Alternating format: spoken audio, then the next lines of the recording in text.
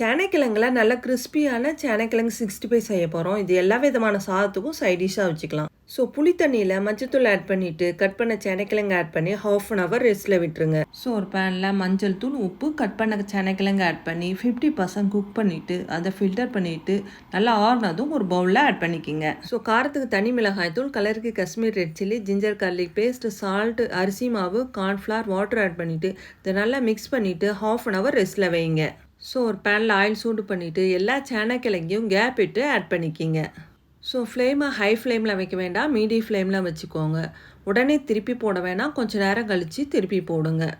So ஏற்கனவே நம்ம சேனலில் சேனைக்கிழங்கு புளிக்குழம்பு, சேனைக்கிழங்கு ஃப்ரைலாம் பண்ணியிருக்கோம். உங்களுக்கு தேவைப்பட்டால் சேனலில் போய் செக் பண்ணி பார்த்துக்கோங்க. ஸோ சேனைக்கிழங்கு நல்லா கோல்டன் ப்ரௌன் ஆனதும் எடுத்துட்டா நல்லா கிறிஸ்பியான நல்ல டேஸ்டான சேனைக்கிழங்கு 65 ரெடி. இது போல் ரெசிபீஸ்லாம் நீங்கள் கண்டினியூஸாக பார்க்கணும்னா நம்ம சேனலை ஃபாலோ பண்ணலாம், ஃபாலோ பண்ணிக்கோங்க.